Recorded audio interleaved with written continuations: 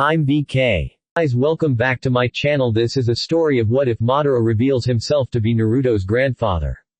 He infused both his cells and Hashirama's cells into Naruto. Naruto becomes strong as a result, awakening the Sharingan and later the Rinnegan. Before we start, thank you for the support, it really means a lot to me. Don't forget to subscribe and leave like and check the description for the creator of this great fanfic and support them for making this fanfic. And now let us start.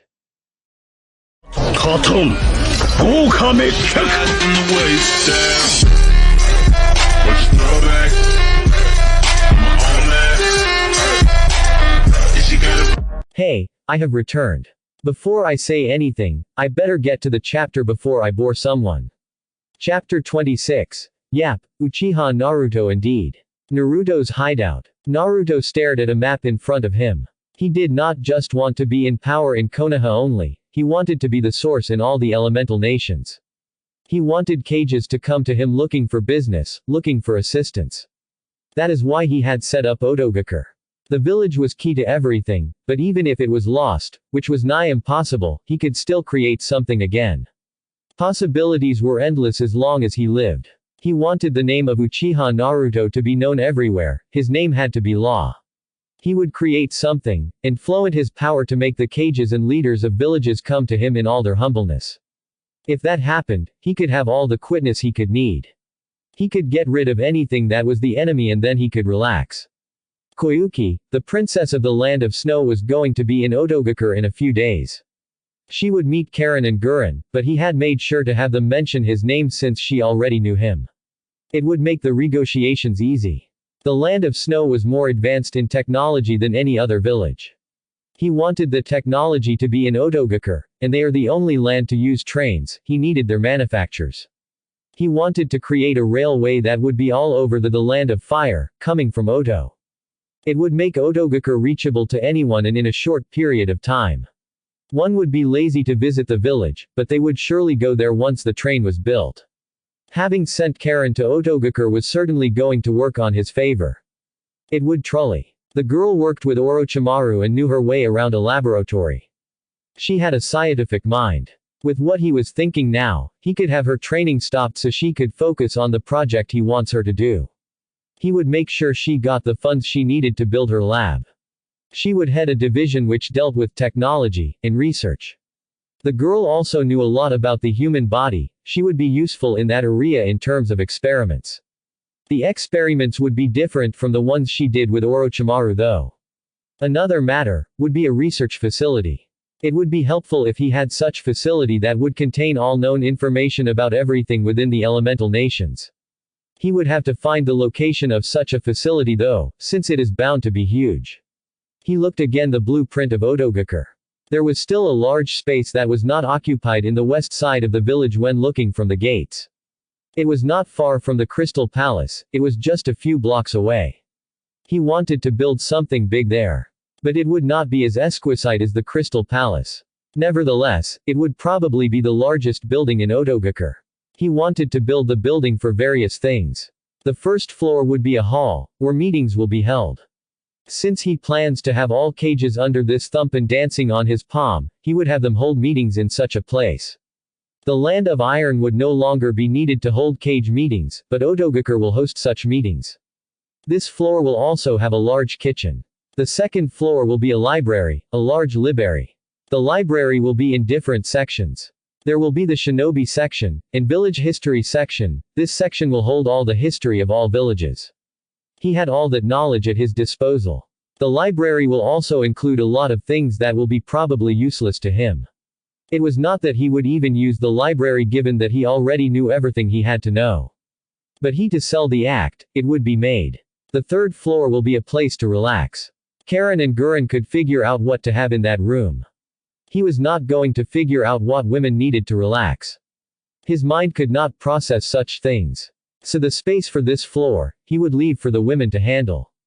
They would be the ones supervising everything, and draw out a clear plan for the building. He was just drawing out the general idea and plan for everything. It was different for the Crystal Palace since it would be his home. But this was just for those who would be dancing to his music. The fourth and fifth floor would be for accommodation for the delegates from other villages. This was for Gurren and Karen to plan how the rooms would be in their designs. Or perhaps they could hire someone who had a better vision and creativeness of such things. He was best at fighting and manipulating jutsus. But he found out that if he gave it time, he could actually do this kind of things. Perhaps it was something that was inside of him before he met Madara. Perhaps mind was not so focused on dancing with Nagato, murdering Obito and becoming Hokage after all. But if he could have all these done, he could then rest. Perhaps he could smile for his mother after all these. There had to be somewhere he was going, and he had that place. His mind was set on it. There was nothing or anyone that would stop him. All that tried to get in his way would be removed. In that mind of his grandfather and all his love for fight of death, he still wished to rest in peace in a world of no conflicts, in a world where dreams come true. He understood the story of his grandfather from his childhood to his death. Madara himself had not told him anything. He was just given brief details. But Black Zetsu was more than willing to share everything with him. Even the most evil men do want peace. Wouldn't he want a world where Karen and Yugao could live safely? Naruto shook his head at such thoughts. He had been having them lately. And he was not enjoying them. Zetsu then walked towards him. You seem to be thinking a lot, he commented looking straight at the blonde. Naruto looked at him for a moment before taking a seat as he had been standing when looking over the maps and blueprints in front of him. It seems I have, Naruto acknowledged. My mind is a little blurry at the moment. I can't focus too much on anything. There are a lot of thoughts singing and dancing within my head. Madara never trained him like how Danzo trained his root Anbu. But he was trained to keep better control over his emotions and thoughts. Perhaps you should take some time to relax, Zetsu suggested. Regardless of how you look at it. Naruto was still human. His body could feel pain like any other human. You have been working hard since you met with your grandfather. Ever since you started training seriously, you never got to rest. You also spent 3 years training, and only resting when your body could no longer move on. You also had a Biju S extracted from your body and almost died. You have been working hard ever since training, absorbing all the knowledge you can. And recently, you had died. Naruto was silent for a few moments before finally speaking, pathetic. We humans are such fragile creatures. My body can resist and absorb any pressure, but yet my mind does not operate at the same level. It is a pity that it cannot be perfected like the body. So you are just going to continue working with your mind not perfectly focusing on objectives. He made sure to add the word perfect just to make Naruto understand the situation. He knew well enough if there was something made now and it was not perfectly because the blonde was not too focused. Once focused he would have it made again so it could be perfect. He did not want to deal with it. Yes, Naruto responded. But I will head to Kurigakure first. Before I return to Konoha the songs will have already quitted down. He paused as he was about to change the subject. What do you have for me? The princess wants to you see. She was informed of your part before she decided to go to Otogakure, Zetsu explained. Naruto had not been told of the last part. It had slipped his mind when had talked to the blonde about it before. Koyuki. Zetsu nodded his head slightly. Why does she want to see me? Gurren can hold the talks just fine without me. She did not say, but I think it is personal. Your name was known everywhere and you did go on a mission your Team 7 that saved her life and returned her to her village, Zetsu explained lightly. No, I have other things to do, Naruto replied. He had no personal business with the woman. The mission was a mission, nothing more. It was not like he had gone there to be a hero or something. I have not finished explaining, Zetsu smiled. Oh, he was going to enjoy the look on Naruto's face when he says the next words. The princess has no other family relatives and the title as ruler of the land of snow is handed down to family. Her family has been the one to rule the land ever since its founding. She does not have any family now who she can pass on her hat. What are you getting at, Zetsu? Naruto questioned with narrowed eyes. He was having an idea of where this was going. Her council has been pressuring her to marry so she could have a child who she can pass her hat to. They have been arranging dates with several profilic political figures for her. But she has rejected all men saying she does not like them, Zetsu smiled again. This is gonna be good, he thought. You have power and are known. You are not just a military figure, but you can play politics as well. It is not no longer a secret that the near-extinct Uchiha clan is looking to be restored. I think she wants to make a marriage proposal, he continued smiling as he watched the blonde in front of him. Naruto merely stared at Zetsu with an expressionless look on her face. He grew silent for several moments before muttering something. Madara never had to deal with this crap, he said.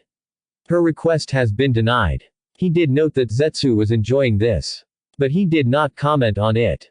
He would rather focus on something. She will be informed when she gets to Otogakure. What more do you have? There are some unwanted people in Otogakure, they are businessmen. They do illegal business in the shadows and cover it up with legal business. I have identified 3 very rich men. They have settled in well with their families there, Zetsu reported. He had yet to tell Gurren about this.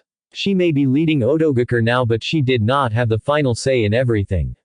Have them terminated. If such people were to fill in my land, I will be having an uncontrollable land soon. Such people are arrogant and love power too much. If not removed soon, they will start making annoying noises and bring misbehaving children at my doorstep, Naruto responded calmly. He was not going to have people who would only be annoyances in his land. And he hated illegal businesses. What of their families and businesses? Now Zetsu certainly did not care about their families, but their business would be useful. Before terminating them, make them hand over their legal businesses to our ghost company. Gurren will think of what to do about the families. Have her send shinobi to dispose of all the illegal business. With the boss gone, the chain of control will collapse and things will go haywire. Zetsu nodded. If we were just to leave it like that, they would break apart and become many and pollute more lands. Some who are loyal will also trouble Oto as they come to investigate the matter. But to avoid more pollution and annoyances, we flush them, he added in understanding of Naruto's thinking. Have it done soon, Naruto said.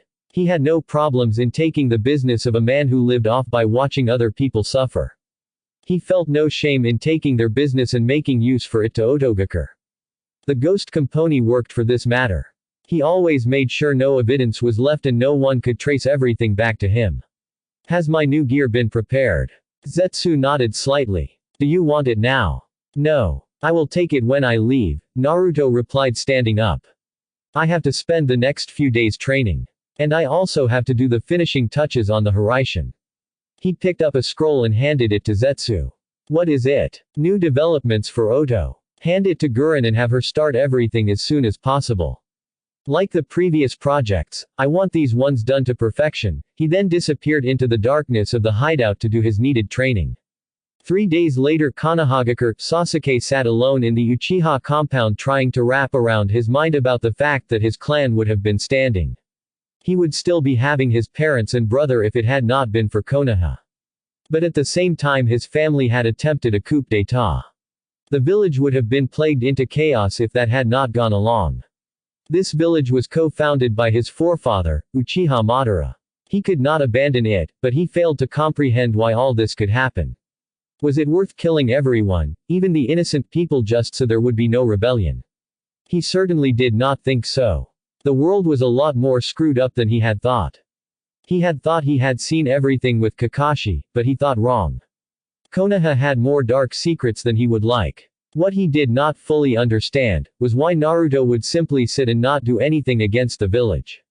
The same was also for his beloved brother, who even in his death still wanted Konoha to be safe. Itachi and Naruto were 2 complete different people. But for both of them, when it came to Konoha, they did not lay a hand on it. Despite everything, they wanted to see it standing. Why was it like that? The village had forced his brother to massacre his entire clan. Naruto had been abused in his childhood because of his former Jinchuriki status. This village was rotten, despite the blonde saying otherwise. The Yondaime was his father, they did not even respect the son of the man who sacrificed his life for their lives. He had not even heard a single person saying he was sorry to Naruto for the way they had treated him when he was a kid. They pretended like nothing ever happened. They pretended like they never used to hate him. It was all something he could not understand. How could they be like that? Well, he could understand why Naruto dislikes them. They were 2-faced hypocrites. And they used to worship him for being the last Uchiha. He loathed all the attention they used to give him. They could be even smiling to Naruto because of fear. He was not weak like in the days they used to show their hatred towards him. Naruto was much more powerful, and not only was he a Namikaze, he was also an Uchiha. They knew if they smiled at him they would have a hero. They would have someone powerful to protect them. They all saw him at the Chunin exams, they all heard what he did in Kiri. If they show him hatred, he could turn on them and massacre them all. Fear, it was indeed a beast. He had no doubt that the blonde was aware of this. He knew that Naruto was aware of their thoughts. It was why he never bothered to interact with them. They had no standing place. They were only loyal to he who was powerful, to he who could protect their pathetic excuse for lives. There was also, if you do something against Konoha I will kill you, those were Naruto's words. He knew clearly that the blonde did not make idle threats. It was also rare to hear him make threats. And here he had been threatened. He was positive that the blonde was one to keep his word. The blonde was also stronger than him, but yet he felt no fear of him. He could do whatever he wanted and still not fear the blonde.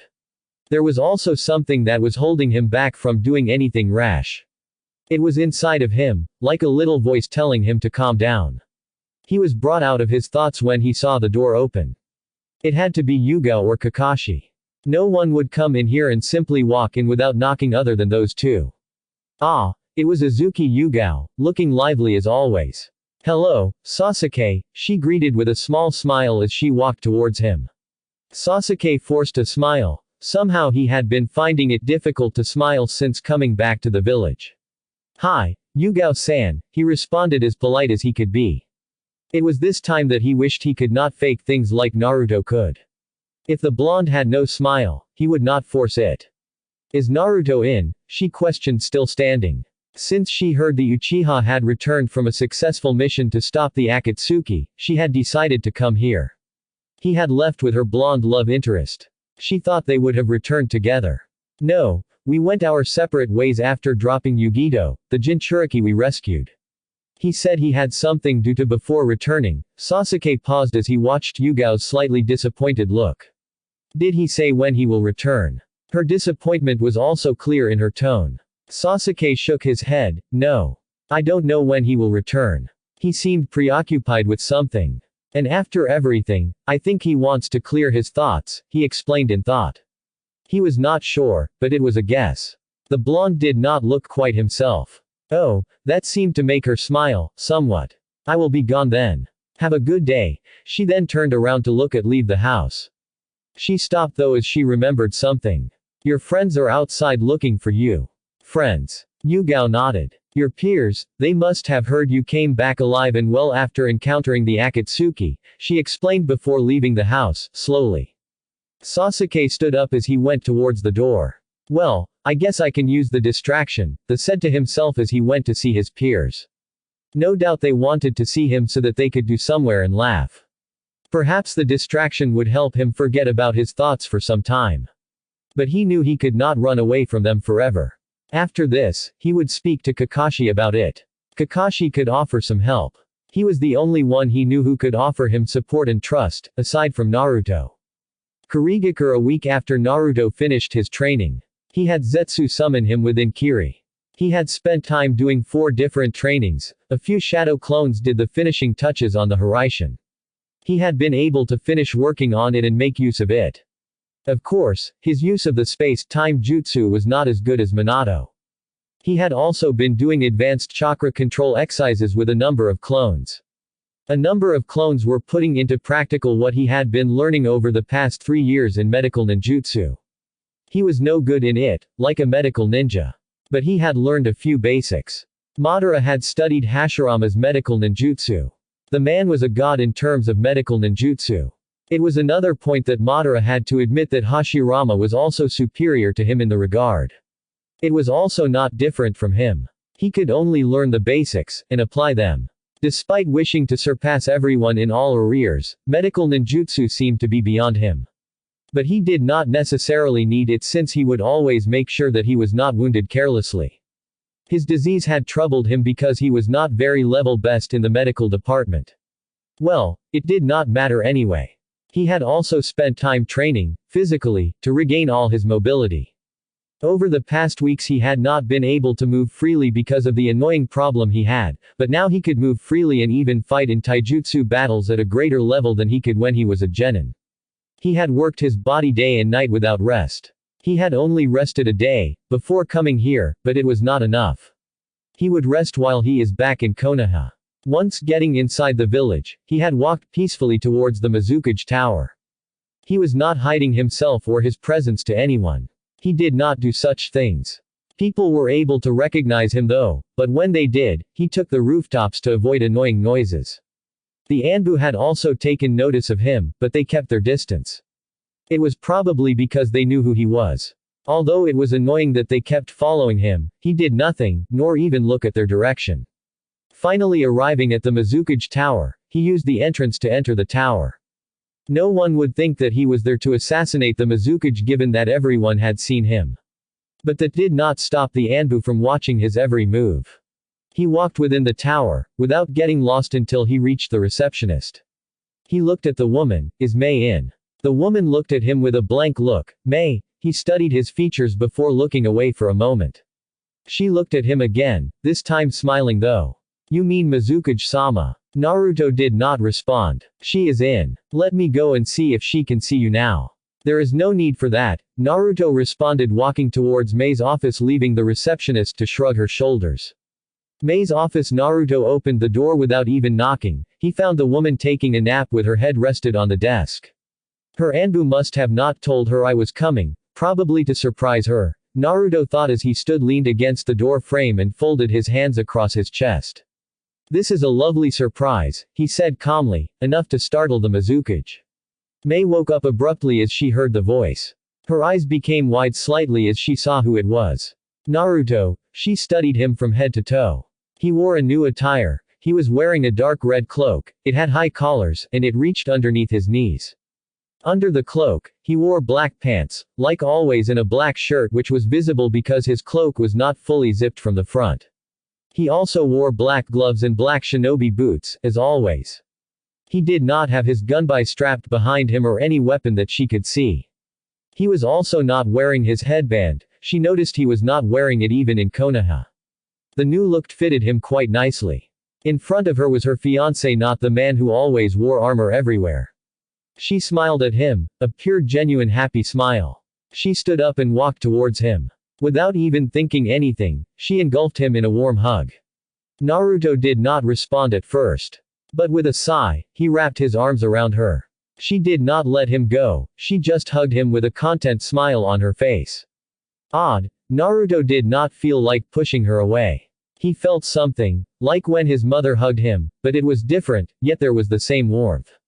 Finally May let him go and pulled him in before shutting the door. Naruto, how good to see you again. After our last talk, I did not think that you would come here so soon. Her tone sounded a bit bitter at the last words, yet she was smiling happily, a genuine smile. She ushered him to sit down. I did not think I would come here soon, Naruto admitted honestly. But things change and I thought it would be best if I dropped by, he then offered May a small genuine smile. The smile only made May smile even happier than she had been. Your change of wardrobe is applaudable. I did not think you would leave your comfort zone, May said, changing the subject. He had admitted that his armor made him comfortable. It was something that she found curious. The armor was made to protect, then if he was not wearing it he would feel naked. It was outrageous that the blonde would feel something like that. This is just something I chose to wear. I felt the need for the change, Naruto explained in a rare smooth tone.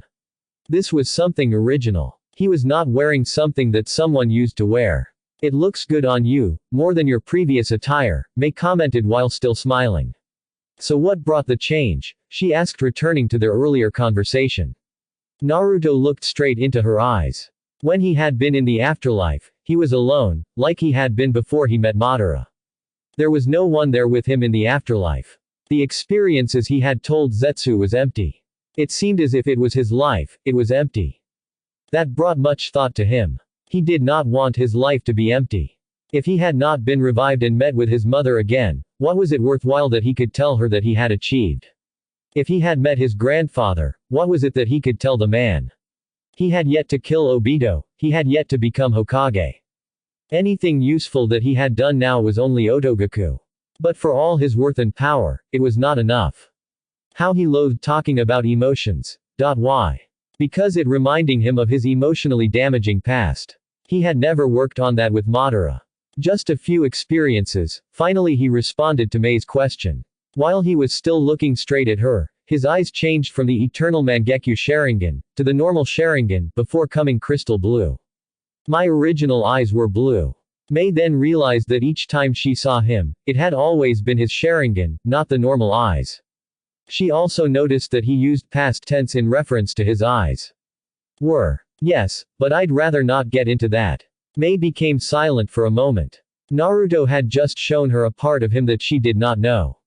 His tone was not as blank as it had always been. This was something huge, especially coming from him. He had shown her his original eyes. The crystal blue eyes he was born with. Mei felt her heart race slightly. This was not a dream but a reality. After seemingly blowing her off a few weeks ago, he had traveled here and was now speaking to her. She felt happy. Why don't we go to my house and talk there? She would have to cancel her meetings for the day. She and her fiancé needed to talk. Mei's house. The Mizukage had gotten rid of all the Anbu that were stationed in her house for some privacy. She did not want anyone close as she talked to the blonde. She had not even taken a walk with him to her home. Instead, she used Shunshin to teleport here without anyone making a fuss. She settled down on her couch and looked at the blonde beside her carefully. Can I get you something to drink? It seemed the most logical question she could ask first. Naruto shook his head. No, he said before leaning back on the sofa. You have done quite a good job with the restoration of the village. I had not thought that you would have succeeded this much with little resources, he commented over the state of the village. He had kept an eye on the village's progress as it was in his interest. Mei smiled. You believed that I could do this much, she said, her voice dripping with sarcasm. It has not been easy, but when the people you are willing to work with you in your goal, much can be achieved. And I have been determined to get this village going again. When people work together in unity, they become strong, and can achieve much more together. Nothing can be impossible to achieve. He paused for a moment. Mei looked at him strangely. One of the ideals of the Senju, he clarified. It was not his motto, but he did see the logic in it and saw that it was beneficial. That ideal is true. I mean, look at what this village has done because it is united, Mei said, agreeing with the belief of the Senju clan. Without being united, they could have much problems between them. However, when united, they would always work together because they had the same goal, seeing their village restored to its former glory. I can see that, Naruto said calmly. He could see that with unity, this village had achieved much. He could not deny that unity had worked well for them. It also decreased the level of disturbances and rebels in a nation. There was something of that sort in Otogaku. But what I have been doing here is nothing much compared to what you did in Otogaku. The village was just made of a number of hideouts used for experimentation and cells for holding people. But you have turned it into a proper village. Anyone who sees it, will love to be allied with it knowing that there will be good economical benefits, Mei stated with a small smile on her face. Otogaku was truly blooming into becoming something. There was some chance that it could become the richest place in the elemental nations. As much as I like good things, I cannot take all the credit for the work being done in Otogaku. Gurren has done much to see what Oto is today. I merely gave her the direction and the connections, she had to see that everything was well placed, Naruto explained. He just gave the woman people to connect with, money and plans for projects. She had to see that the projects were running perfectly. I am not saying she does not deserve some credit. I am just saying, Otogaku is your vision, she then paused for a moment. But with the village blooming like this, don't you think other villages will start to move towards to conquer it for their own? Otogaku does not have that much of shinobi and without you it can be conquered easily. Major villages tended to be like this when a small village began to rise. They did not waste time to try to take it as their own. Smaller villages were quick though to act these days because they quickly aligned themselves with another major village for protection. But Otogaku was only connected with Kurigaku, and the village was not in any position to offer military support. It may look like Otogaku cannot protect itself, but that is not the entire truth, Naruto stated, drawing a look from Mei. The only shinobi you can see in Otogaku are only a few, but there are a number of them that are not within the village. Orochimaru's hideouts are spread across the entire elemental nations. Over the hideouts, I have spread over 500 men who have been in training since the new Otogakure began to form. Over 500? Where did you get them? The Sound Country had a number of shinobi. They might not be many to fight over one of the great 5 hidden villages, but the training they have been going through will make them strong enough to repel any nuisances. I favor quality rather than quantity, Naruto explained briefly. He had made sure that this was done in secret because if other villages were to know about this, they would surely be trouble he did not want to deal with. That also reminds him to have the shinobi district increased. The millions ryo he would get from the crooked businessmen would surely help. If the pockets dried up, the projects would stop. But he had ensured that money was not an issue by swooping businesses that made millions, sometimes close to billions without paying a cent. But it is still not enough, even if they were to be of high quality, large numbers would always overwhelm smaller numbers. But there was still the blonde to go through. She doubted he would stand still and watch his village being taken by someone. What I have is enough, Naruto said. He still had his summons. The Kyuubi alone could level an entire platoon of shinobi within minutes. He knew for sure that the beast would happily do that. Mei nodded. So that is what those apartment blocks in the north side of the village are for. I was wondering why they there. I had them built so that when the elite return to the village, they can have homes, Naruto stated. He sighed, shaking his head. Iwagakure has already made a move on Otogakure. I keep sending corpses back to that fool. I think sooner or later that fool Onoki will have his shinobi match over there, even when he knows that Oto has an alliance with Kiri. He has no doubt that Kiri won't be able to help them. What will you do if he makes a violent move towards Oto? You can't protect it without exposing that you are behind it, Mei questioned. If Naruto suddenly appeared to protect Otogakure, people would assume he is behind it. Other than that, it might cause some problems with Konoha. My involvement with Oto is no longer an issue. The village has come out of its first stage and I think some already suspect it. But if Onoki attempts to conquer Oto, I shall have him fear Uchiha Naruto. There was no doubt that the Sandaime Tsuchikage would come to fear the blonde from his tone. Even Mei had no doubt about that. The question, though, was what would he do to make the Tsuchikage fear him? There was some silence before Mei decided to switch the subject. She looked at Naruto inventively. I am happy to see that you came here, Naruto. But what is it really that you came here for? Naruto raised an eyebrow at her question. She sounded slightly serious. I did not think that I would need a reason to see my fiancé. Isn't that what you insisted on before you left Konoha? Mei did not know if he was being sarcastic or not. She could not tell by the look on his face. He was the one to have told her to put things on hold because of his reasons. She had been bumped out but here he was now, calling her his fiancé.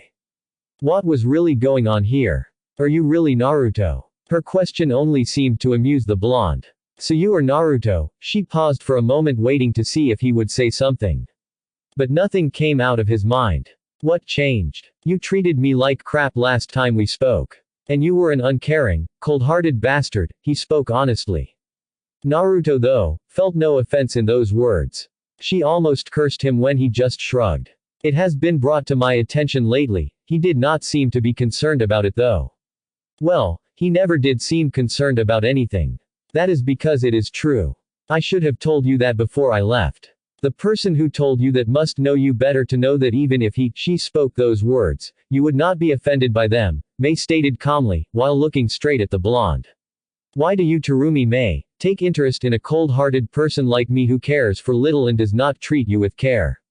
I don't even return any of the affection you give to me, I hardly respond to any emotions. I am curious, as to why you like me, Naruto stated in a calm reserved tone, laced with a bit of curiosity. He watched her, from head to toe, his eyes analyzing her everything action.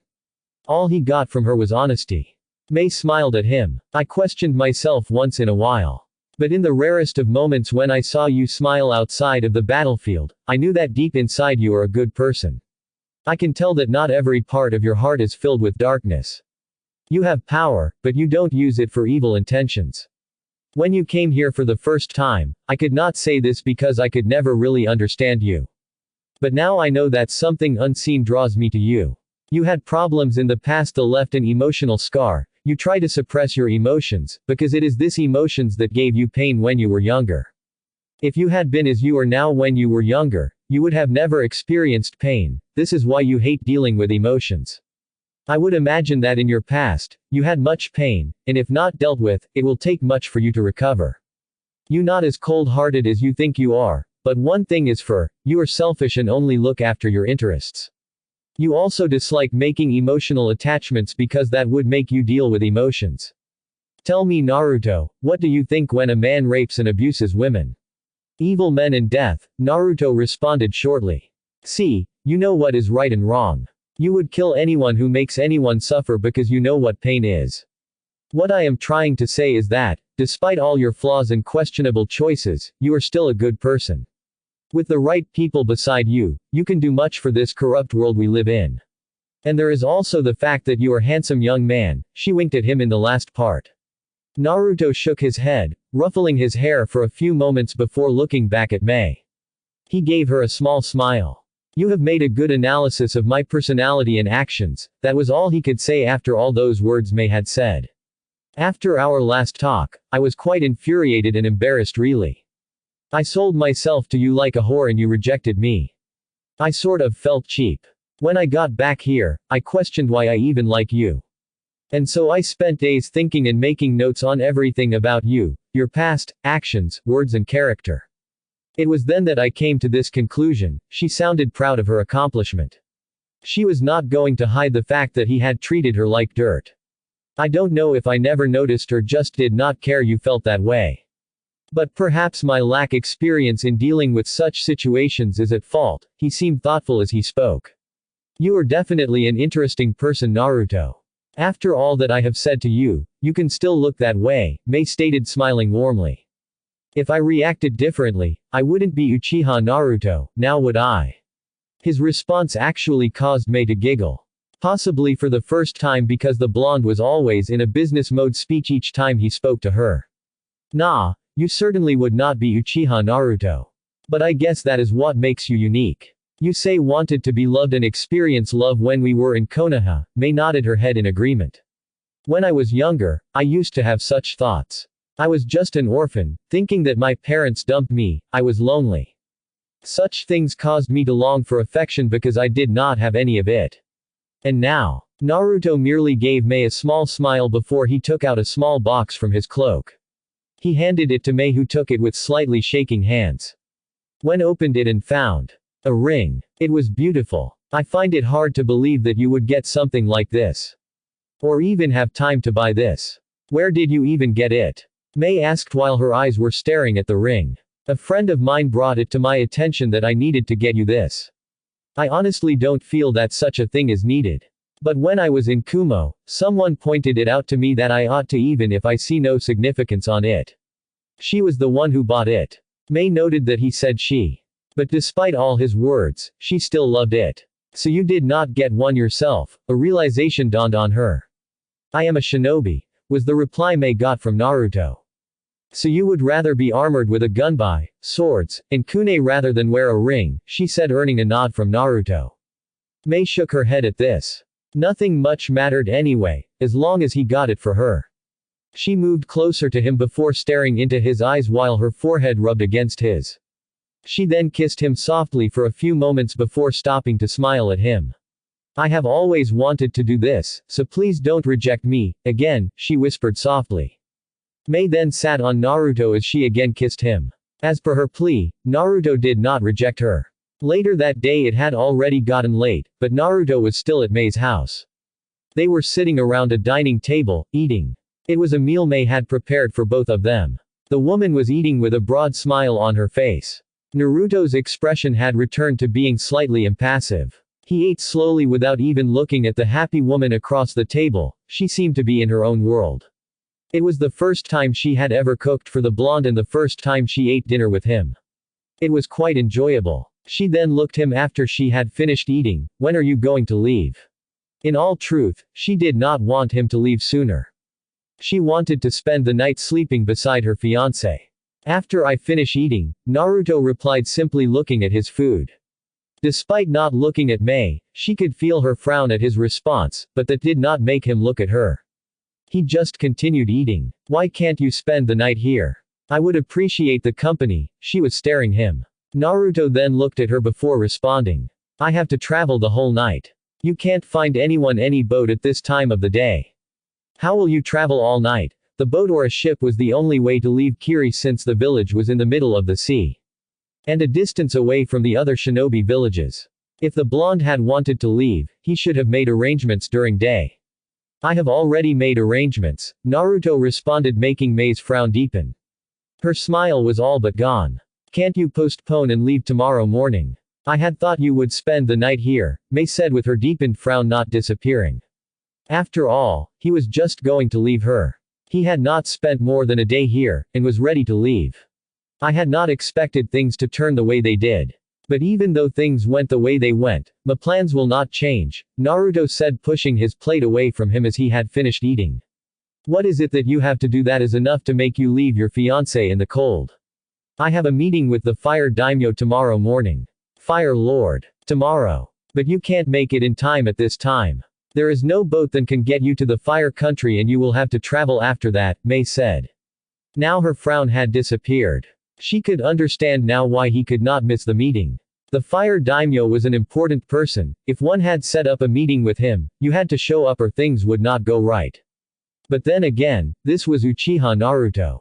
I told you I have already plans. It will not take me more than a minute to reach the Wave Country, he responded while he stood up. How will you do that?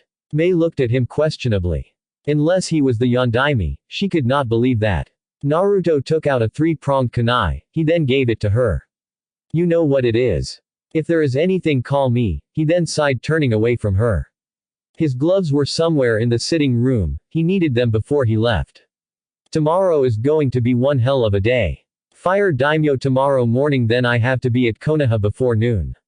Not to mention that I will travel all night, he said to himself as Mei followed him from behind with the three-pronged kunai firmly in her hands.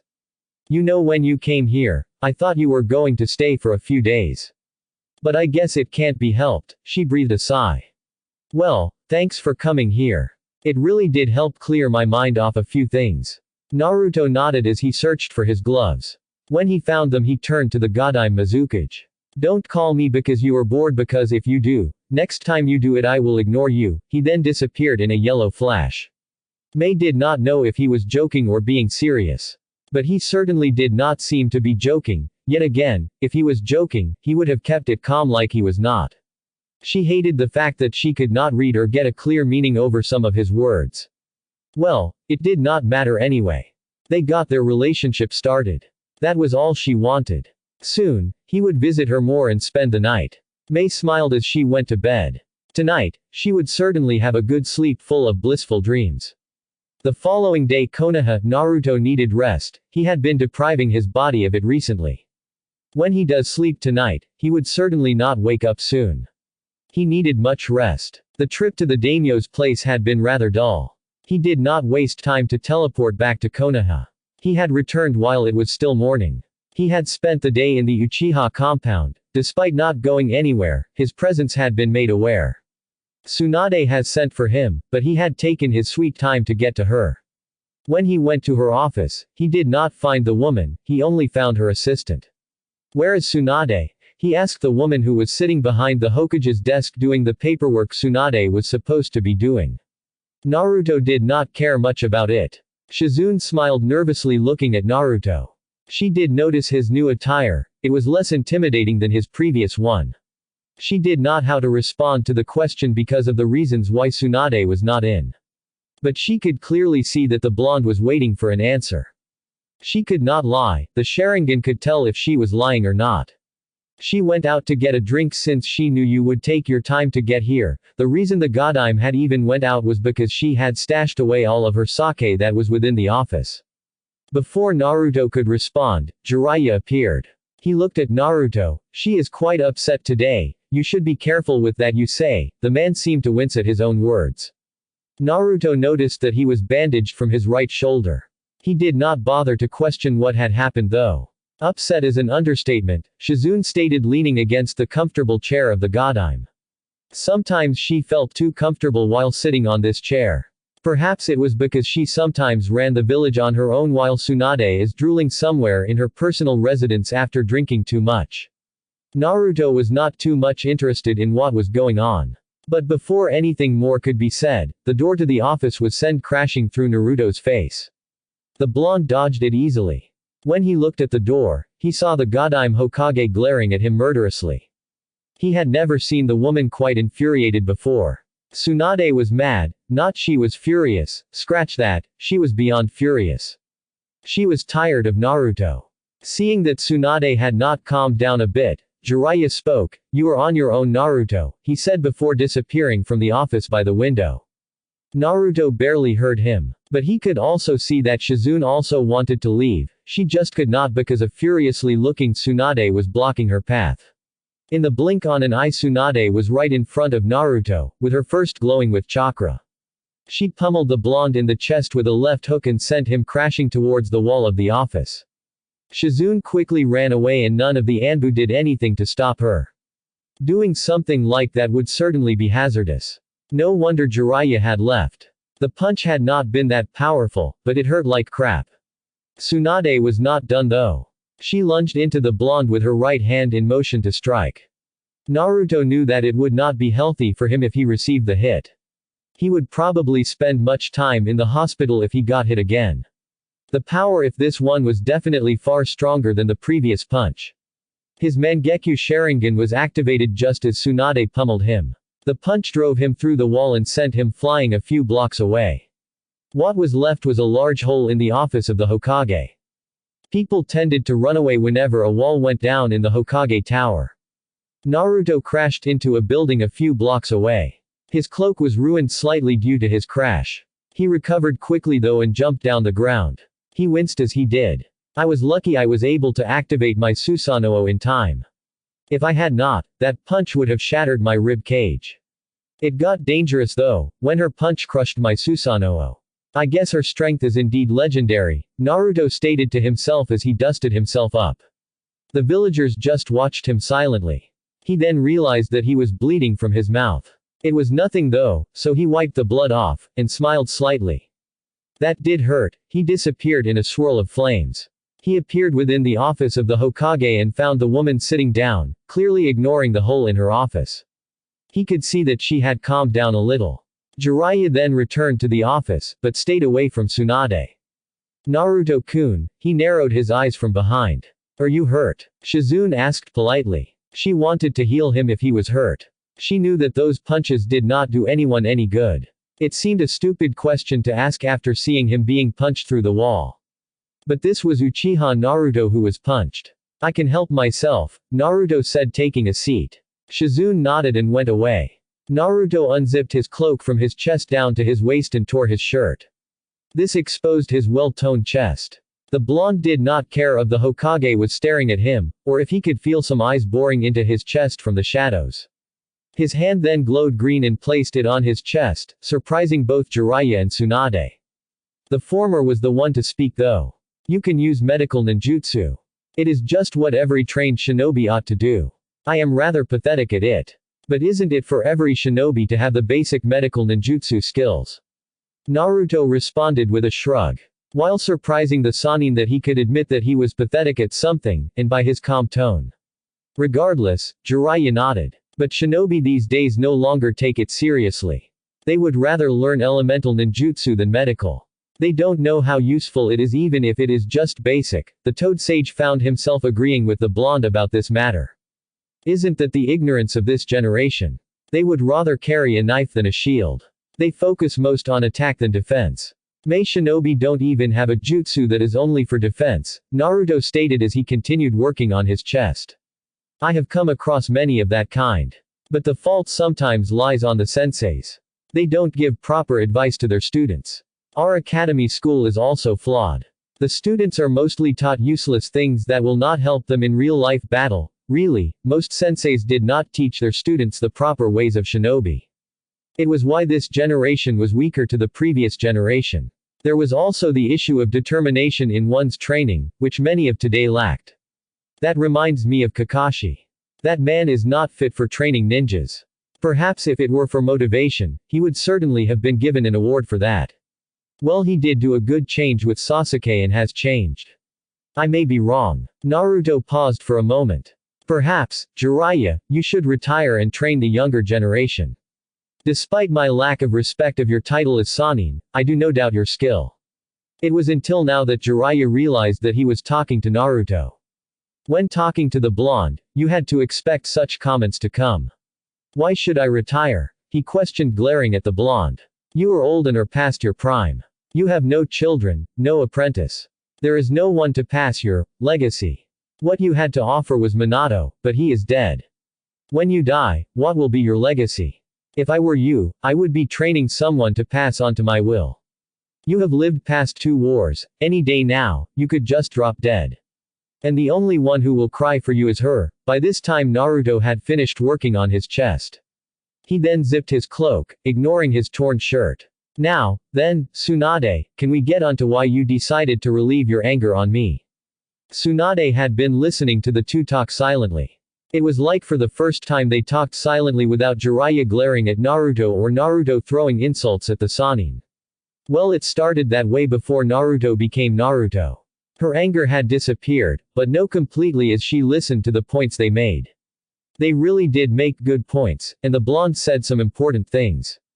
But there was one she would have to talk with Jiraiya about before the end of the day.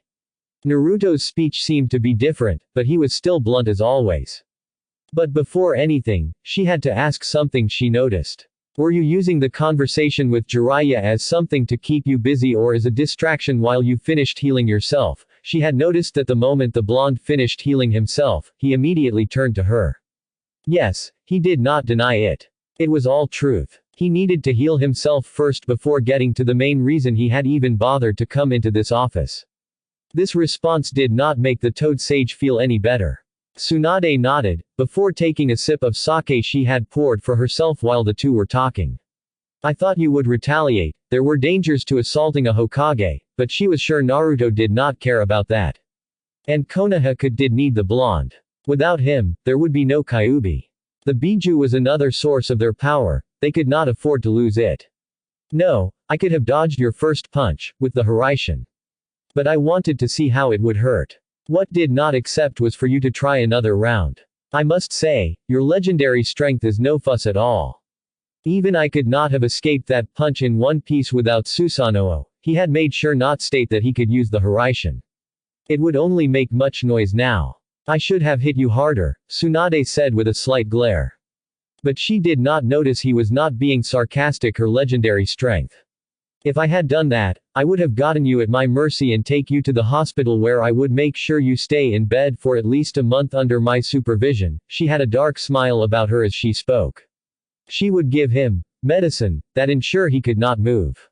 Perhaps up until the time he would learn to behave. Naruto ignored all her words and changed the topic. You assaulted a clan head. Do you know what crime you have committed, Tsunade? He said in a slightly serious tone that caught the Hokage off guard, but before she could say anything, Naruto spoke again. Despite my question catching you off guard, you were going to retort, and say something like, you deserved it. You have no respect for stupid laws that only tie you down. That is what I wanted to see from you.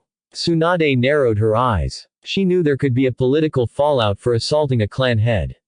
The clan heads were the second in power within the village. What are you saying, Naruto? Are you saying that you insulted the Fire Lord on purpose? Yes, he had insulted the Fire Lord and basically called him a useless old pipe that should just drop dead. She had received the report from the capital a few hours ago. The Fire Lord was not pleased. He had even threatened to cut off Konoha's budget, which would bring disastrous effects to Konoha's economy. She could not have something like that happening. No, Naruto responded with a shake of his head. What I expected is for you to react the way you did. I expected you to lose it. You lack emotional control, Tsunade. When ticked off, you cannot control your emotions, hence the broken wall. You even assaulted a clan head because you cannot keep your emotions under control. It is quite unbefitting for a Hokage. In your current state of mind you cannot make decisions that will be beneficial to the village. All you can do is do things fueled and clouded by your short fuse. At this moment it became cold with Tsunade's eyes glaring at Naruto dangerously and her killer intent rising up to high levels. But Naruto did not stop. This is not the first time you lose your emotional control and do stupid things. You became emotional and abandoned the village. This is not the first time you have broken walls, wasting valuable resources. You are even drunk right now. Tell me, in that state can you make good decisions? I can argue that you are not fit to be Hokage and make a really good case. With the village Lee, Tsunade snapped. The desk broke in half and the Hokage was in front of the blonde. The pummeled him to the wall again. But this time Naruto activated his Susanoo as he did not want to be hit again. She broke his small manifestation of the Susanoo again before he crashed into the wall, creating large cracks. Tsunade rushed at him and grabbed him by his cloak, lifting him up. She stared into his eyes angrily. You cold manipulative bastard. Did you do all this just to get my seat? She growled at him. By this time, the Hokage tower was flooded with Anbu. They were everywhere. Naruto, though, remained calm as if a single mistake and the woman could not snap his neck. You are making a foolish mistake because of your anger, Tsunade. You know very well that staring into the Sharingan is not good for you. The moment those words left his mouth, his eternal Mangekyo Sharingan spun slightly and the Hokage became dizzy, before she let go of him and fell down with a thud. He did not bother to try to catch her. It was her fault that she could not control her emotions. Well, he did provoke her on purpose knowing she would snap. When he took a step away from the blonde Hokage, Jiraiya was in front of him with a number of Anbu having their swords drawn at him. Is this a coup d'état? The Sannin questioned him with a seriously expression on his face and his tone mirroring his expression. His right hand seemed ready to form a Rasengan. Naruto looked merely amused by this. Sadly no, he responded. But it did not ease the tension in the office. Although it would have been interesting if it were one. What did you do to Tsunade? Genjutsu, you can snap her out of it anytime. I merely did it to calm her down, Naruto responded, ignoring the fact there were more than 10 swords pointed at him. And Anbu walked closer to Tsunade to confirm what he had said. I can confirm that it is a genjutsu.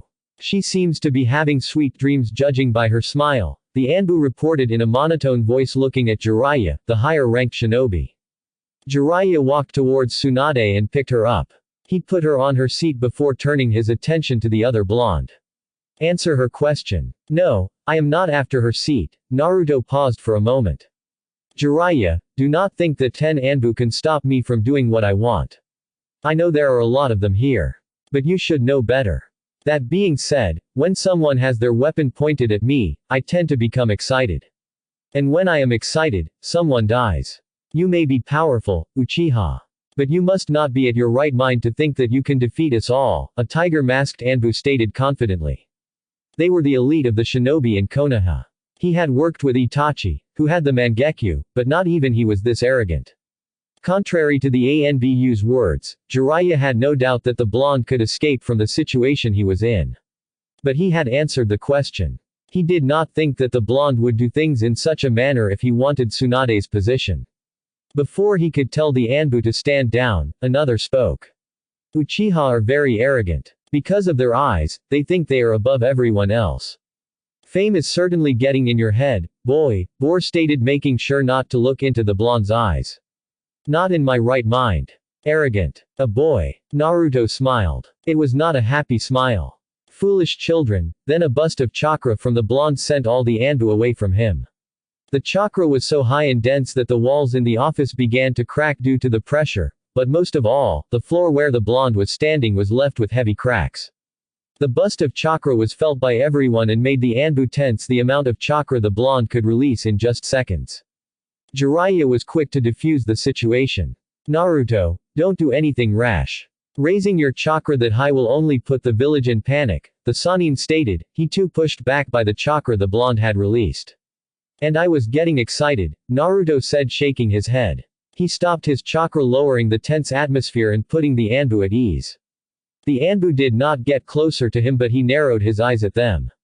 Do you still think the Uchiha clan head is an arrogant boy who is not right on his mind?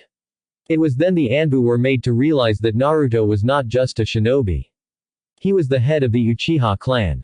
He was in a group of those who were in power under the Hokage within the village. They had just insulted a clan head. And no. Naruto paid them no mind anymore. He looked at Jiraiya. It is about time to wake up Tsunade so we can get back to this meeting, he stated calmly, ignoring all that was around him. The Sannin nodded and went on to disrupt Tsunade's chakra. But she did not wake up. He tried again, but nothing happened. This only brought back the tense atmosphere in the office. The Sannin looked at Naruto with a worried look on his face. Why can't she wake up? Naruto stroked his chin in a careless manner. I must have used a powerful genjutsu that affects her mind only. Only Tsunade can break out of it, but it is really difficult because the longer stays in the genjutsu, the more her mind becomes convinced it is reality. Unless that she will stay like that, he did not seem to be worried about it. This only forced the Anbu to get ready into action again because as it seems the blonde has put the Hokage in an unfavorable condition. How can you stay calm like that? Are you saying that the genjutsu can't be broken? Jiraiya yelled, his worried growing by the second. Overreacting will not solve anything, Naruto said. I can break her out of it, he said holding a ram seal. Nothing seemed to happen for a few moments before Tsunade finally stirred.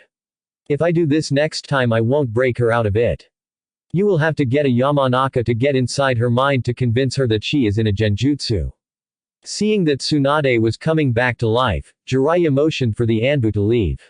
If Naruto wanted to kill Tsunade he would done it in another way. So he had nothing to be worried about.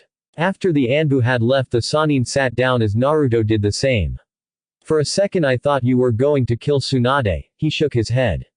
Wasn't there any other way to calm her down? Shouldn't you be asking your shoulder that question? Jiraiya looked at his shoulder and winced the memory when Tsunade snapped at him. He had been trying to calm her down. But he should have known better that nothing works. I know that all Uchiha are good with genjutsu, but I did not think you used genjutsu. You seem to be the type to render your opponent immobile by cutting her legs than putting them on genjutsu. I only use genjutsu when I want to torture someone. It is not really torture, though. Naruto replied simply. How do you call it torture when she was smiling? Jiraiya asked with a raised eyebrow. The blonde Hokage did not have the signs of someone who was being tortured. She seemed happy. Tsunade has already spent more than 2 months inside her dreams. Experience, what she experienced in the illusion was her greatest desire. Conclusion, Tsunade spent more than 2 months living her dream life. When she wakes up, she will find out it was all but an illusion. Jiraiya glared at Naruto. Why would you do something like that? Because I can and I wanted her to know what was real. Tsunade is trapped up in her past and lacks emotional control. Her greatest desire is around those dead. She needs to look past that and look ahead. How can she focus on what is real if her greatest desire is with the dead? You are the same her, you are too focused on your failures and past that you can't look ahead. You are just being a Sannin before your miserable life ends. Tsunade is just being the Godime Hokage, trying to protect her grandfather's legacy. Protect. Nothing changes. Konoha will always be Konoha unless you and the Senju woman start having real dreams, rather than wishing for things you can't have, grieving about your failures. You are so proud of being Sannin but you have nothing to show for it. At least the Senju woman has trained some pupils in her likeness. But you, because Minato is dead, and you failed me, you can't look forwards, Naruto shook his head. How disappointing. Now let us all take a moment of silence to thank this chapter that has finally come after weeks. Don't kill me for thinking that Naruto had sex with Mei. I am drawing the line before anyone thinks otherwise.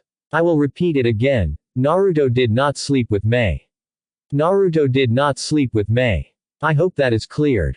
Don't get any ideas of Naruto increasing his tally of women. There will only be Mei and Yugao. I will not be adding another woman. When I think about it, I should have kept Yugao only, but it can't be helped. Well, that is unless I get Mei killed. But have no fears, there will be no such nonsense. I can officially say that Madara will return to the story. It is then you will know the story behind Kushina's birth. You will know the intentions of the man many like, and so do I next on chapter 27. Ha ha ha, got you. Thanks for all the reviews everyone. Thanks for listening, I hope you guys liked it. Don't forget to subscribe and leave a like for more what ifs and support the author. See you guys in the next video.